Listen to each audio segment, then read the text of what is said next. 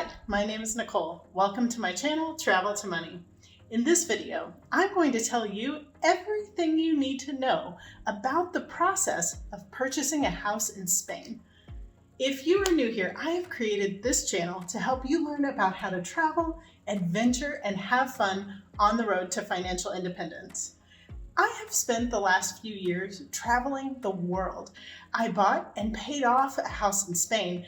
I've tried to make the most of every opportunity and have used all of this to help me move toward financial independence. I believe that the road to financial freedom can and should be fun. I hope that you'll subscribe and join me on this journey, no matter where you're starting from. In March of 2018, I took off for Spain to purchase my house. They had let me know that it would be about a 30-day period before I would be able to sign the papers and get the keys. So I booked a 3-bedroom apartment with a view of the sea at an Airbnb about 30 minutes away from the town where my house would be. My total cost for 28 days at that apartment was $562.74. If you are trying to save every penny, I'm sure you could use COUCHSURFING to stay somewhere for free, or even just rent a bedroom from someone instead of a whole space. I didn't mind paying the money for a good place to work from and a beautiful view. A day or two after I arrived, I went to meet the real estate agent and he drove me in the rain to see my new house for the first time, and I suppose to confirm that I wanted to move forward with the sale. When you purchase a home in cash, there isn't a need for a formal inspection. I did not ask for an inspection due to the low price I was buying the home for. I could see the state of things that would need fixing, and I also have a pretty good understanding of what to look for, as I've done a bit of construction work with my dad growing up and have learned several things as a homeowner. I am in no way suggesting that you not have a home inspection. It is probably the safer thing to do. I'm just letting you know that it is your option to forego this if you are paying in cash. The real estate agent put me in contact with a local attorney referred to as a solicitor in Spain. Honestly, the attorney did all of the work and I had to do almost nothing. I just had to enjoy my first 30 days in Spain and wait for the day when I would sign the papers and get the keys. I am guessing that you can do some of these things on your own, but if you aren't familiar with how things work in Spain, having a solicitor do them for you is just so helpful. These are the things he did for me. In a bit, I'll tell you what I owed to him at the end of the process.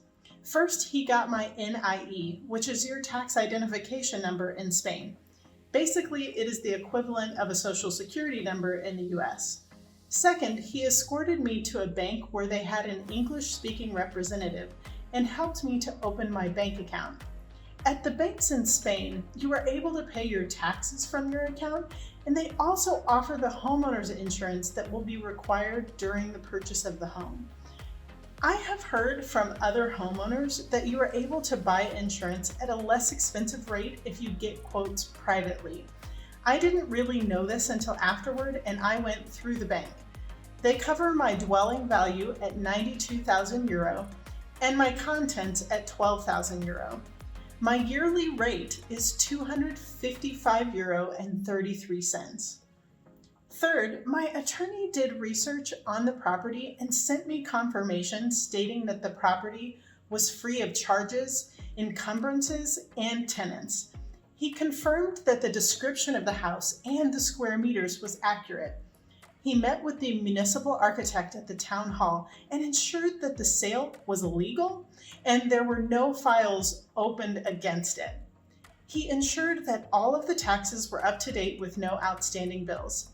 He confirmed that I was good with all of this before he began preparing the documents for the notary. Fourth, he sent me the energy certificate for the home. Fifth, he set up both my electric and water bills with the bank to be taken out automatically from my bank account in Spain. Sixth, he scheduled the date for us to meet with the notary, the current owner, and the real estate agent to complete the signing over of the house and for me to get the keys.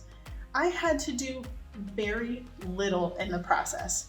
I only had to show up when they told me to and to provide a few documents like my passport, proof of the deposit on the house, and things of that sort. Okay, so here are a list of all the fees I paid in addition to the purchase price of the house.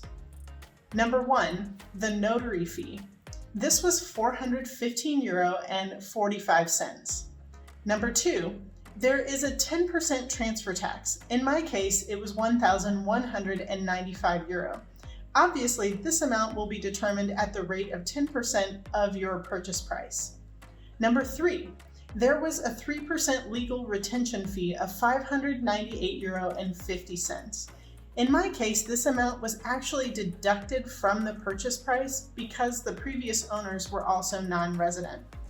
I'm honestly not exactly sure what all of that means, but I didn't have to pay it, so I didn't really care. Number 4, there were register fees of €326. Number 5, the attorney fees were €1,200.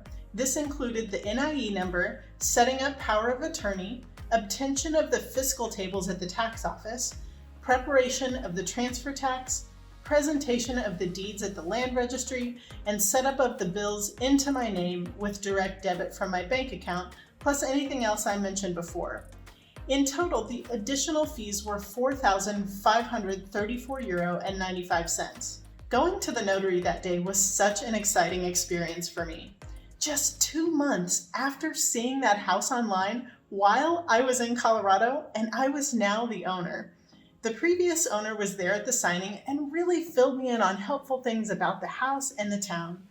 I was incredibly grateful and excited to spend my first night in the house. Now, let me touch for a minute on utility bills so that you have an idea.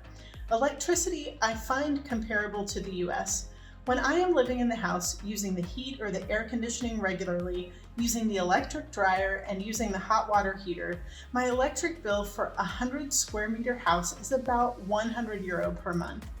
You could definitely get by using less electricity than that, but that should give you an idea.